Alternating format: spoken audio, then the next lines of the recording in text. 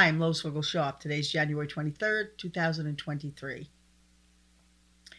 And I've been getting tugged in my spirit to talk about this because there's a lot going on. So I don't forget, this Sunday at 8 p.m. I'm going to be on the One Source Network News with Greg Norman at 8 p.m. Eastern Time. We'll be talking about a lot of things going on. So I just want to put that out there. And don't forget Thursday, 8 p.m. Eastern Time.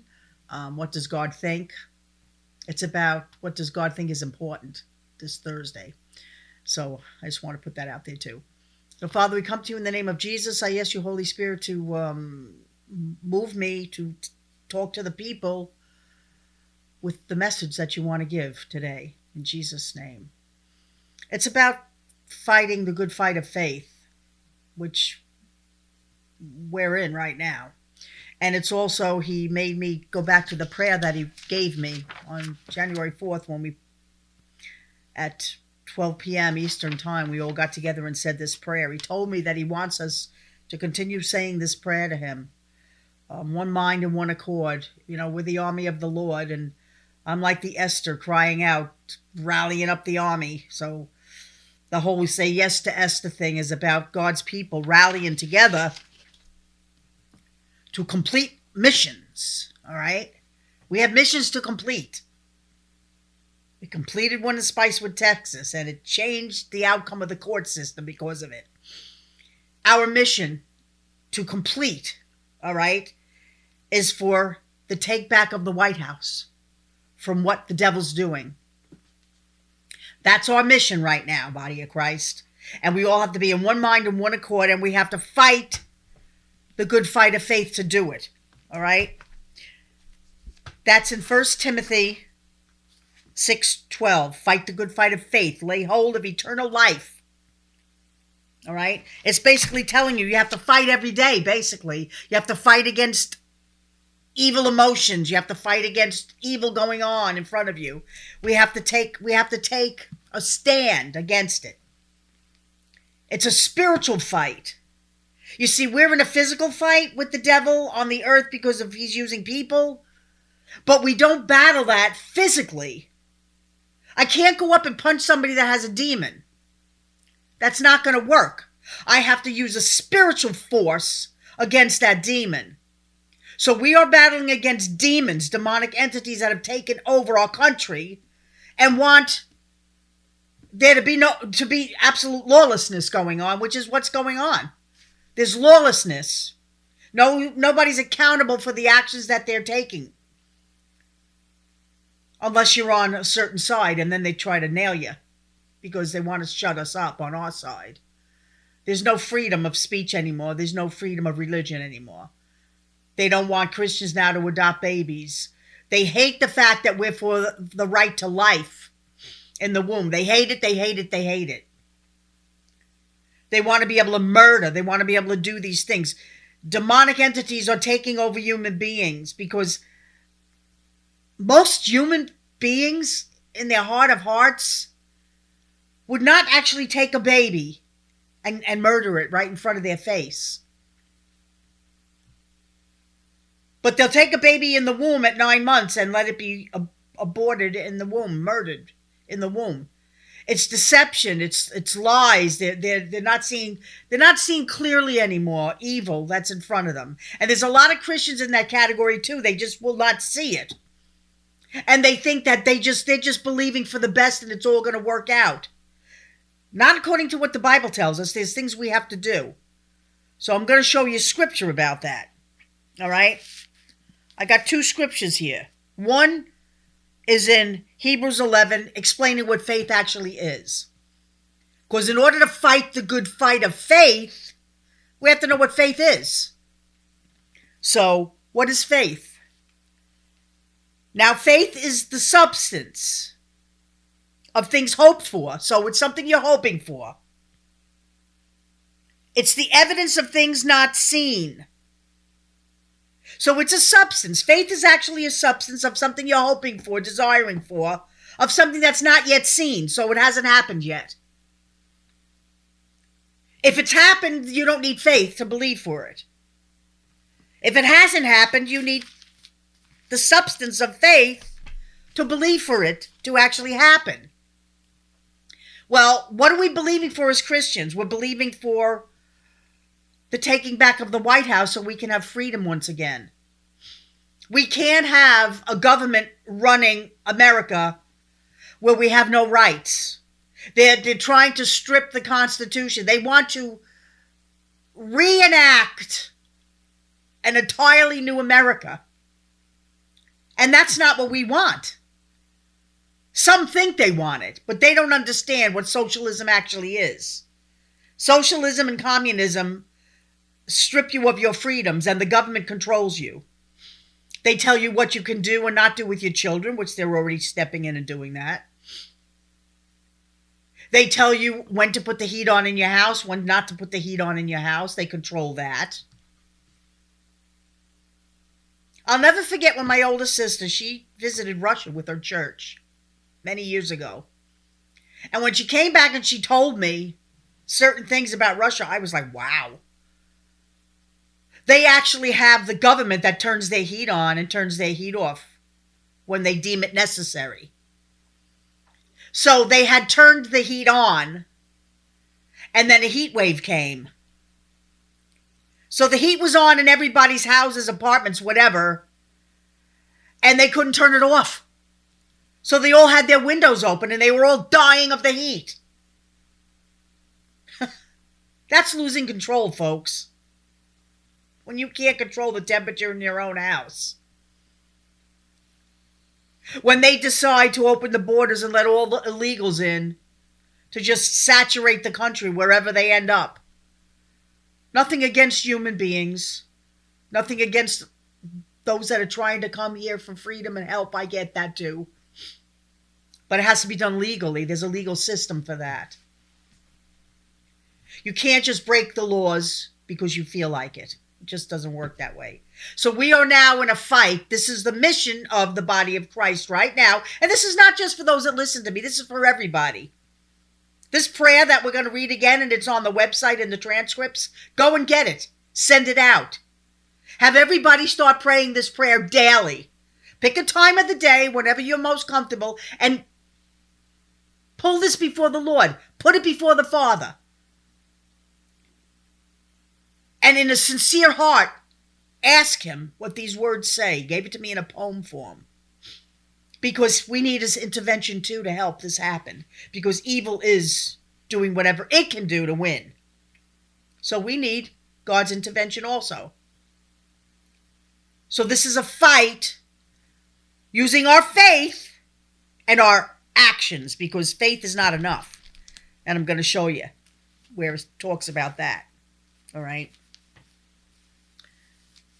James 2, verse 14. I'm going to read it on through. Now listen, because this is vital. Because a lot of people think, oh, it's going to be okay just because you believe. No. We have to play a part in it. There's an election coming. We have to get out and vote the other side out. If we don't go and vote, and all the other side votes, they will win again. If we don't go and vote and they try to do some cheating, that's less votes to override their cheating. So it's just basically a battle. It's not over. This battle's not over yet. This is a 1-2-4 time frame we're in. We are in death mode in America. And actually the world. I had an out-of-body experience. I've shared this many times over, and the Lord just told me to share it again. The number 124 was given to me. I don't have a normal life, all right? I have seen amazing miracles happen in my life. Amazing miracles in my life. I am a prophetess of the Most High God. I know things. He tells me things. He gives me words and poems. And I've been pretty dang accurate with what the Lord has given me. Some people think I missed it all because you said, it's going to happen, quickly, and they say that I've missed it. No, because a day to him is 1,000 years could be. So no, you can't go by our human thinking. But I haven't missed anything. He told us certain things to do, and we didn't do them when Trump was going through what he was going through. We didn't really follow suit to what a lot of the things the Lord said. So prophetic things that he says, if we don't follow, don't happen. Period. Just like Trump getting back in the White House. If we don't vote him in, we don't do the right thing, it could flop, and then we're done. We have to get a Republican in there at least. But Trump's the man that's supposed to get back in. He knows how to fight and do what he has to do. 1992, I went to the hospital to have my son. I was there for 3 days. My water broke. I was there for 3 days, and I wasn't in labor yet. But because my water broke, they can't let you back home because you can get an infection. So I had to stay there for 3 days. And during that time frame, I heard all these women birthing their babies, and it was like really traumatic for me. I had heard them moaning, screaming, you name it. And the longer I was there, the more nervous I started to get. I finally go into real labor, and the whole thing was like a nightmare from hell. I felt it was time to push the baby out, and I wasn't ready yet. So to make a long story short, it was really traumatic. So I ended up taking a spinal to dull the pain. Because I realized, what are you doing, Lois? Why do you want to have natural childbirth when you're suffering? Kind of was whatever. So I did that. So during that process, all of a sudden, I was floating in this room. It seemed like a room to me. And I didn't know where I was. I didn't know what was going on. And I was looking around the room. I remember looking around the room, and I remember looking at what I thought was file cabinets, and there was stuff in the room. A lot of it I don't remember, but I remember there was like file cabinets, like different things, in that room. And as I was looking, I was like, where am I? And then it hit me. Wait a minute. Why am I here? And what was I actually doing before I was here? And when I felt that way, I got fearful. And as I got fearful, it quickened in me. I'm in the middle of birthing my baby. I had been told 7 years earlier I was going to have a son. So I believed I was going to have a son. I didn't even know, but that's what I believed God had told me. I had a vision of the baby 7 years earlier. I waited 7 years to get pregnant because he had to be a millennial. So with that, I see 1, 2, 4, as big as could be in front of my eyes. 1, 2, 4. And I looked at it. I had no idea what it meant. And I was back in my body next, and I was birthing my well, I didn't know my son at the time. I was birthing my son. My son was born dead. They took him very quickly. She told me, Lois, you need to push this baby out. She didn't tell me that he wasn't breathing because they didn't want to panic me, I guess. But they took the baby immediately from me. And my daughter was watching. She was there to see this wonderful birth take place. And what she watched was basically hell happening. She was across the room watching what they were doing. And they started to pump his little heart. And I didn't know anything. I was just on a birthing chair sitting there waiting. And I hear the words, "This baby's dead." And when I heard the words, my heart sunk. My husband was in front of me, and he looked at me. And I see the panic look on his face. And then I hear the words again, "This baby's dead." And I see him like panic in his face. And then he says these words to me, "My baby's dead." And I watched him say it. He was right in front of me. And when he said those words, I felt like a righteous anger in my spirit. Why would he say such a thing when God gave me a vision of this baby 7 years before? And he not only gave me a vision, he told me 3 things about his personality. He couldn't be dead. And I owe the Holy Spirit everything in this, because the Holy Spirit welled up in me. And I rebuked death in Jesus' name. I said, my son's not going to die in Jesus' name. I remember turning. The nurses were there. The doctor had already left the room. The nurses were there. And when I said my baby's not going to die in the name of Jesus, they both looked at me as if I was insane. But when I said my baby's not going to die in the name of Jesus, although he was already dead, it was a prophetic word coming out of my mouth from the Holy Ghost. He took a breath and he came back to life. And my daughter watched it happen. I was hemorrhaging at the same time, and we ended up rebuking that in Jesus' name. So all hell broke loose to kill that baby, my baby, that God prophesied to me.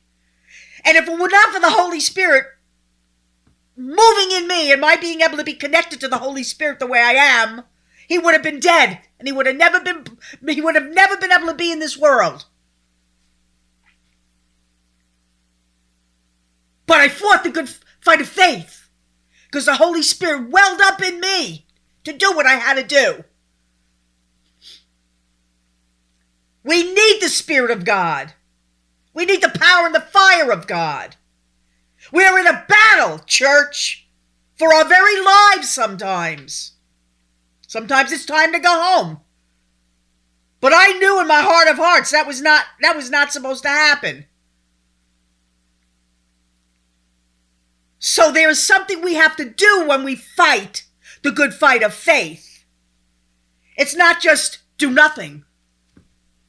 It's not just not rebuke when we have to rebuke things. It's not being silent and zipping our mouths when we have to speak words to the devil and tell him to be quiet or to get thee behind me, Satan. We have to say it. Not in your mind, folks. Because he can't hear your mind, but he can hear your mouth. Oh, you talk so loud, Lois. Absolutely. Let him hear every word that I say in the name of Jesus Yeshua, because we're going to take back America today. And we're going to fight the good fight of faith, and we're going to win and win and win, because God says America is his, and he's taking it back. He's going to stamp the letter A, Aleph, by the next eclipse that's coming over on April 8th. We had X marks the spot. Gary had X marks the spot, being a marker on America. And I have to give credit to Brother Michael Schneider for catching the other eclipse going across, making it the letter A, Aleph, which means God. So not only is just X marks the spot, it's A, bam, God. We are taking back this country, but it's not going to happen if we don't listen to this scripture.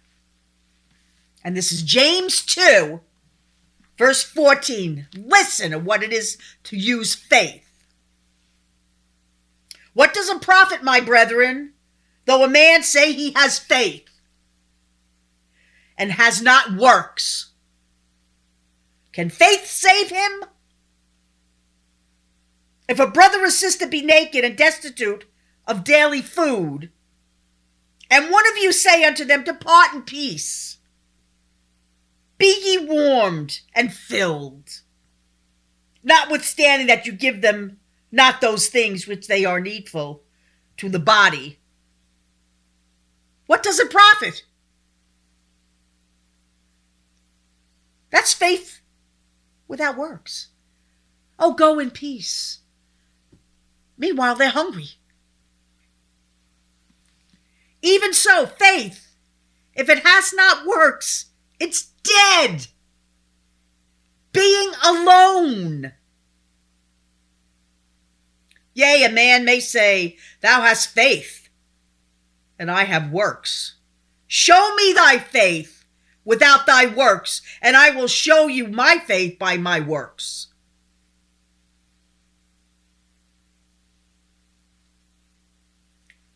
thou believest that there is one God, thou doest well.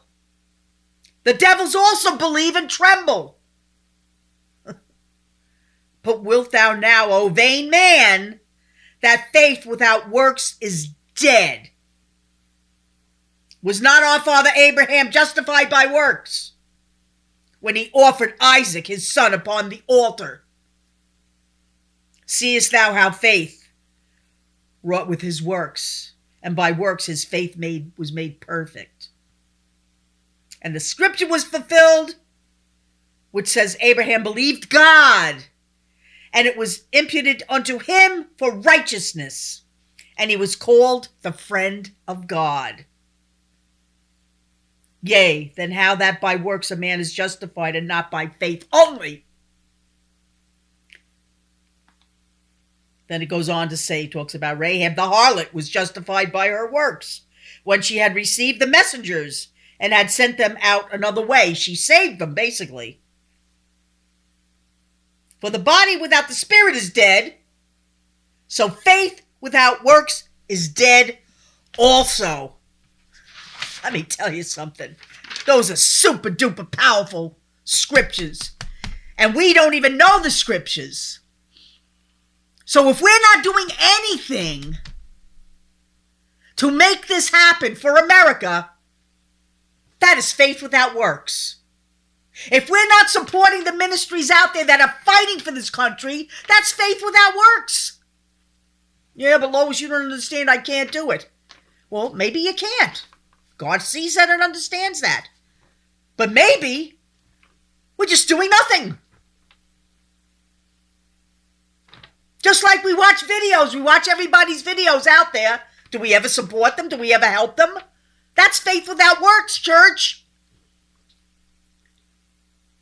My work is doing what I'm doing here. Gary's work is making sure he gets out.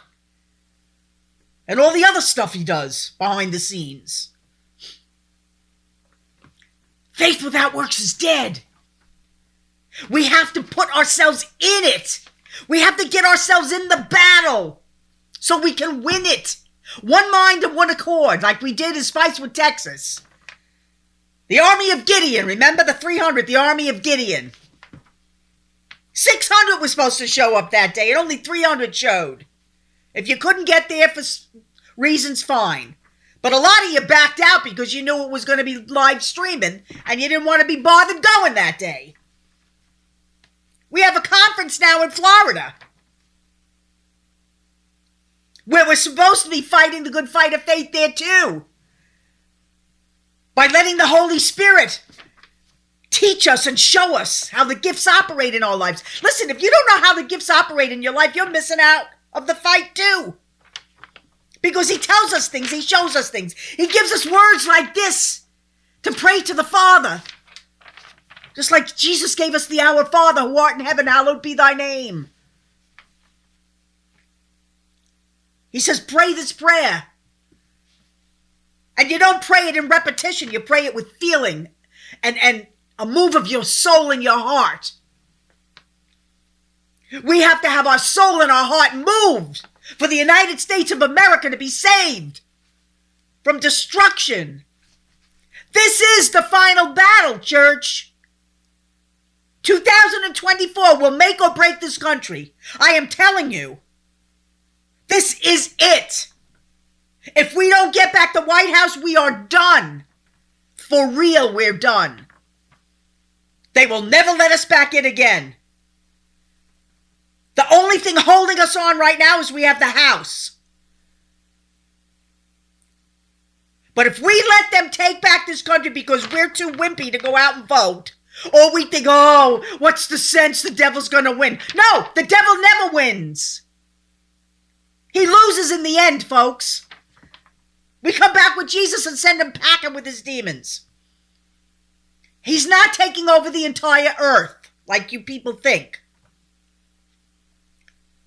He's taking over where the Christians don't have enough power and fire to stop him. Or they just don't believe in Jesus. They believe in Antichrist. There's a lot involved in where Satan's taken over. They worship the devil. They follow the devil. They do the things of the devil. Like they go in and they murder people and babies and cut their heads off. That's following the devil. And they think they're justified. We are screwed up down here as human beings. We really are in many, many, many, many ways. But those that know the truth must fight the good fight of faith. And you must spread the word. You must share the word. You must make sure it gets out there. And you must play your own part in it. Like praying the prayer. We prayed it at 12 noon that day. That happened to be my birthday, January 4th. And God said to me, pick that up again, Lois. Gary printed it out for me. Pick it up again. I want them to be reading it every day when they get the opportunity. Print it out, stick it on the wall, stick it on the, wherever you'll see it. And when you look at it, just go before the Father with it in humility. It's called humbling ourselves before our Lord, our God, and asking for his help. Because this is a battle. This is a battle cry from Esther here. To say yes to Esther. So it can be well with our souls. So we can bring healing to America. It's about loving one another. It's about healing people. It's about letting go of anger and frustration. We're not each other's enemies. Unless you listen to the devil. And you have hatred and anger and resentment in your heart.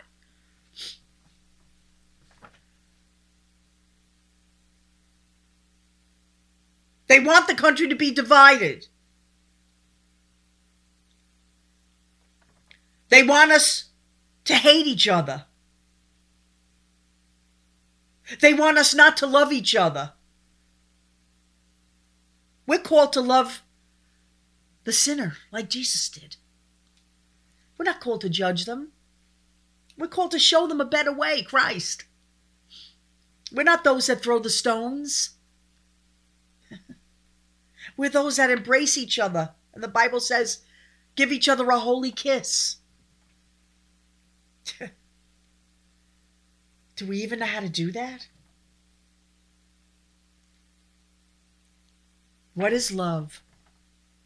Love sees the best in each other. This country has to be healed of the hatred that's been thrown in our faces, making us think we have a problem. Well, some have problems. I'm not saying there aren't problems out there. But that's hatred. Hatred is with white people, black people, and every other color people you want to put on the list. Because it doesn't matter what color we are. What matters is what's in here. Who are we inside? Who are we? So, Father, we pray for healing of America. And I'm going to pray this prayer that you gave me. Father, we beseech you to intervene against all the enemy's schemes and to stop evil from having the power in the White House. Please help us, Father, to keep evil quiet as a mouse and remove those who would seek to destroy our country with their evil, false, good and plenty, and give us back truth, honesty, and faith. We're tired of evil's face. We use your name, Lord, so we cannot be ignored. And may the power and the fire of God destroy all the mobs. And let freedom's bell ring, so we can all once again sing. Thank you, Father, Son, and Spirit. May evil hear it. In the name of Yeshua. We ought to pray that every day until we get back to the White House. And then we start thanking him for it. And we appreciate everything that he's done. And we make sure we try to bring healing to one another.